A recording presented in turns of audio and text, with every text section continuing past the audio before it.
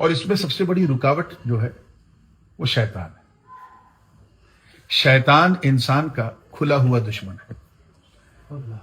شیطان is a open enemy of all mankind. ان الشیطان للانسان عدو مبین. مگر ایک دشمن اور ہے جسے ہم دیکھ نہیں پاتے, اور وہ شیطان سے بھی زیادہ ڈینجرس ہے, اس سے بھی زیادہ خطرناک اور افیکٹو ہے, اور وہ ہے ہمارا نفس امارہ. آپ کو معلوم ہے دونوں کے اندر کوارڈینیشن کیسا ہے؟ زبردست کوارڈینیشن ہے شیطان اور نفس کے بیچ میں.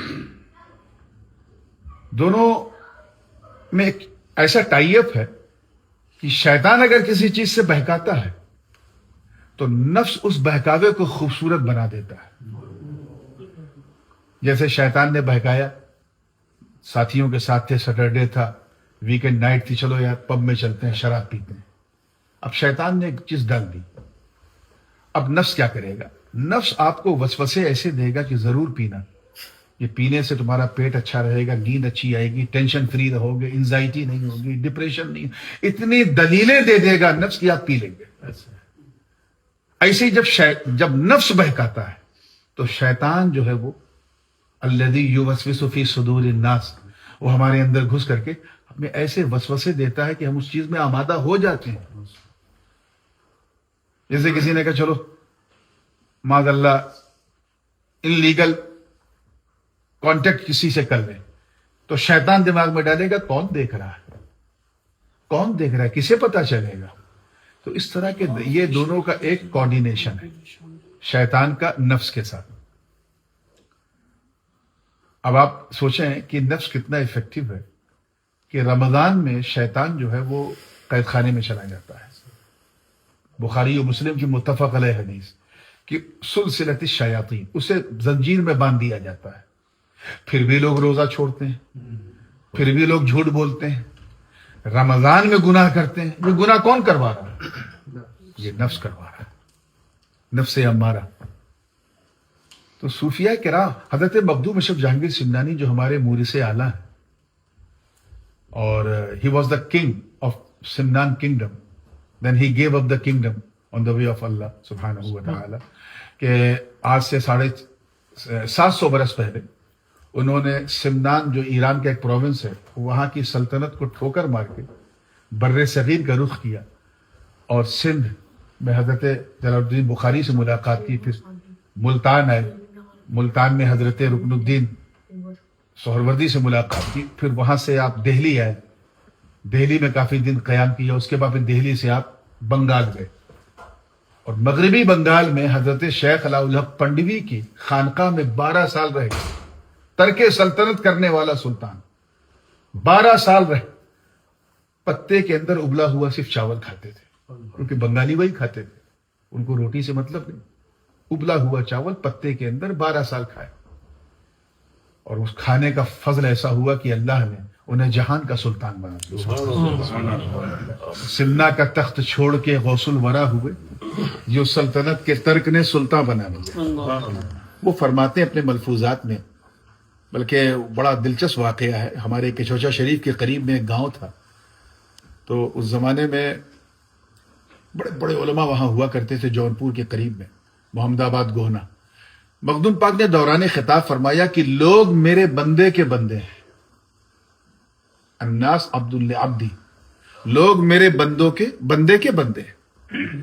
تو اب جو علماء تھے جنہوں نے صرف علم حاصل کیا تھا, کسی فقیر یا درویش کی صحبت میں نہیں بیٹھے تھے, ان کو یہ جملہ ہضم نہیں ہوا, اور انہوں نے پورے شہر میں شور مچا دیا کہ یہ تو معاذ اللہ انہوں نے کفر بک دیا.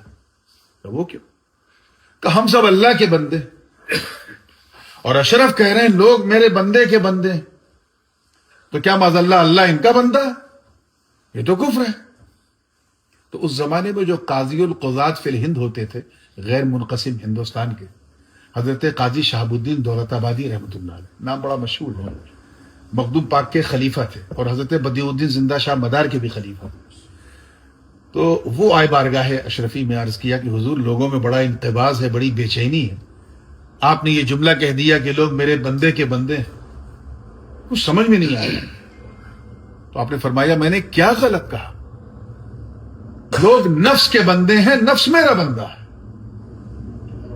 آئے ہائے، لوگ نفس کی پیروی کرتے ہیں، نفس میری پیروی کرتا ہے. یعنی لوگ وہ کرتے ہیں جو نفس کراتا ہے، اور میرا نفس وہ کرتا ہے جو میں اس سے کراتا ہوں. تو یہ مختلف درجات ہیں.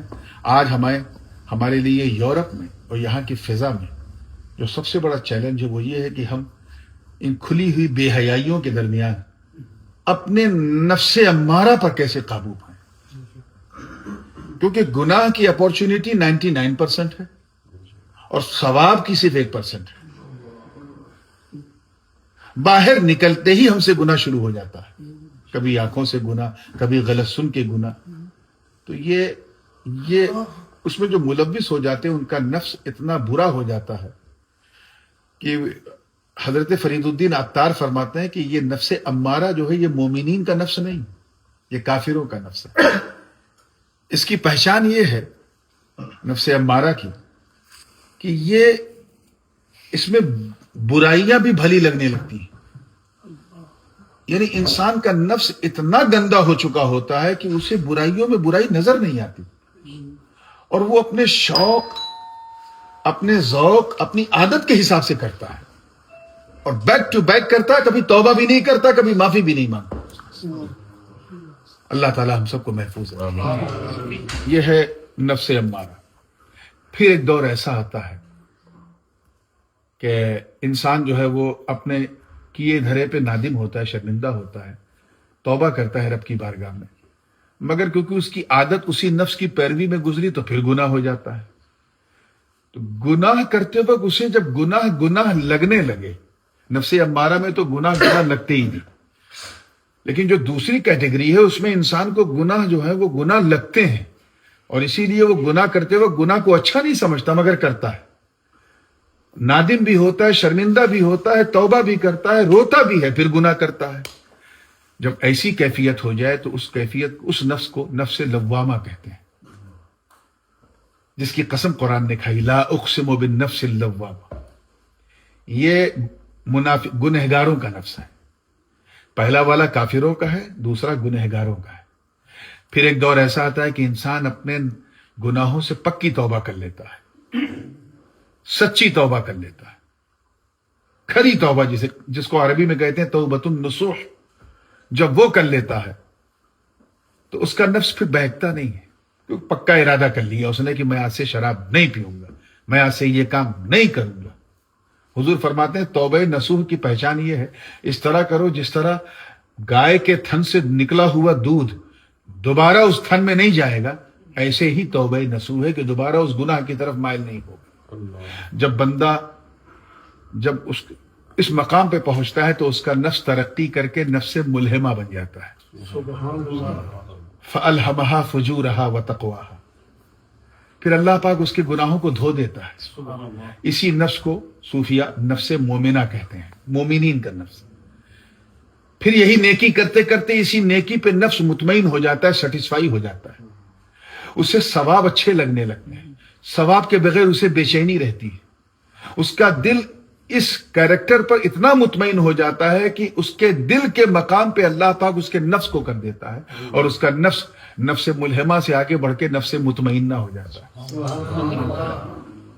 اور یہ صالحین کا نفس ہے، اللہ والوں کا، کہ انہیں نیکی میں ایک ہوتا ہے آپ نے نماز کا وقت ہوا، نماز پڑھا تو نماز کو آپ ڈیوٹی سمجھ کے پڑھ رہے ہیں، غلط نہیں ہے، لیکن ایک ہے ڈیوٹی سمجھ کے کرنا، ایک ہے بیوٹی سمجھ کے کرنا. کہ نماز میں اس لیے پڑھوں کہ جب تک میں نماز پڑھتا ہوں مجھے ایک روحانی لذت محسوس ہوتی ہے، مجھے ایسا فیل ہوتا ہے کہ میں اللہ کی عدالت میں کھڑا ہوں. اب یہ کیفیت آئی تو یہ نفس مطمئنہ، یہ صالحین کا نفس ہے. پھر ایک وقت ایسا آتا ہے کہ اسی کیفیت میں رہتے رہتے بندہ اپنی مرضی کو چھوڑ کے اللہ کی مرضی سے جینے لگتا ہے. جو میں نے عرض کیا کہ جب ہم اللہ کی مرضی سے آئے ہیں، اللہ کی مرضی سے جائیں گے تو ہمیں اسی کی مرضی پہ جینا بھی ہے. تو اسی کی مرضی پہ جینے لگتا ہے، جو اسے پسند وہ کرے گا، جو اسے ناپسند وہ نہیں کرے گا. اور کرتے کرتے کرتے کرتے وہ اس مقام پہ پہنچ جاتا ہے کہ اس کا نفس مطمئنہ سے بھی آگے بڑھ کے نفس راضیہ بن جاتا ہے. یا ایتھا النفس المطمئنہ ارجعی الی ربک راضیۃ مرضیہ، تو راضیہ بن جاتا ہے. اب last but not the least, کہ پھر ایک وقت ایسا آتا ہے کہ بندے کا نفس جو ہے اللہ کو راضی کرتے کرتے کرتے کرتے کرتے کرتے اس مقام پہ پہنچ جاتا ہے کہ ہاتف غیبی سے آواز آتی ہے کہ اے بندے، تو نے اپنی ساری زندگی مجھے راضی کرنے میں وقف کر دی، اب میں وہ نہیں کروں گا جس سے میں راضی ہوں، میں وہ کروں گا جس سے تو راضی. خودی کو، جس کو علامہ نے کہا تھا، خودی کو کر بلند اتنا کہ ہر تقدیر سے پہلے خدا بندے سے خود پوچھے بتا تیری رضا کیا. یہ جو چھٹا مقام ہے، یہ مقام مرضیہ ہے. نفس راضیہ میں بندہ طالب ہے، مولا مطلوب ہے. نفس مرضیہ میں بالکل سینیریو پلٹ جاتا ہے، بندہ مطلوب ہو جاتا ہے، بندہ محبوب ہو جاتا ہے. اور وہ محبوبیت کے اس مقام پہ ہوتا ہے کہ پھر اس کا کہنا اللہ کا کہنا، اس کا حکم اللہ کا حکم. کیوں؟ Because they follow the reality. وہ ریالٹی کے پیچھے چلتے ہیں. عقل کہتی تھی کہ اشرف تخت ہے، سمنان کا مت چھوڑ، مگر اندر سے روح آواز دیتی تھی یہ تو ہم اس دنیا میں پرماننٹ ہیں ہی نہیں، تو پھر یہ تخت شاہی کہاں کی پرماننٹ ہوئی؟ چلو اس سلطنت کے سلطان بنو جو پرماننٹ ہے. تو ہم یہاں ہماری جو لائف سٹائل ہے، ہم جو کسٹم اپنے ملک سے لے کے آئے ہیں، بر صغیر سے لے کے آئے ہیں، ہمیں اس کو یہاں اور مضبوط طریقے سے کرنے کی ضرورت ہے. میں نے برطانیہ میں دیکھا ہے، اور میں اکثر یہ بات کبھی جاتا ہوں اپنے وطن تو کہتا ہوں کہ الحمدللہ انڈیا پاکستان سے بھی زیادہ مضبوط سنیت اور مضبوط دین ہم نے برطانیہ میں محسوس کیا. اس کی وجہ کیا ہے کہ جہاں خطرے زیادہ ہوتے ہیں وہاں لوگ احتیاط بھی زیادہ کرتے ہیں. ہمارے ہم دینی خطرہ محسوس نہیں کرتے، اس لیے ہم نے اپنے بچوں میں وہ احتیاط ڈالی نہیں. لیکن وہاں ہے، پیرس میں بھی دھیرے دھیرے ہو رہا ہے، لیکن اس پیمانے پہ نہیں ہو رہا ہے. تو اس کو سب سے پہلے تو یہ کہ try to become a practical Muslim. ہمیں نام کا مسلمان نہیں بننا ہے، ہمیں کام کا مسلمان بننا ہے. ورنہ الا ماشاء اللہ اکثر کا تو عالم یہ ہے کہ ہم اس لیے مسلمان ہیں کیونکہ ہمارے ابا مسلمان تھے، دادا مسلمان تھے، بس ہم مسلمان کے گھر میں پیدا ہوئے، ہم عید میں سویاں کھا لیتے ہیں، محرم میں کھچڑے بنا کے حلیم کھا لیتے ہیں، اس لیے ہم مسلمان ہیں. نہیں، ہمیں پریکٹیکل مسلمان بننا ہے. ہمیں ایسا مسلمان بننا ہے کہ جب ہمیں غیر دیکھے تو یہ سمجھے واہ، جب بندہ ایسا ہے تو اس کا مولا کیسا ہو، جب امتی ایسا ہے تو اس کا نبی کیسا ہو، جب مرید ایسا ہے تو اس کا پیر کیسا ہو.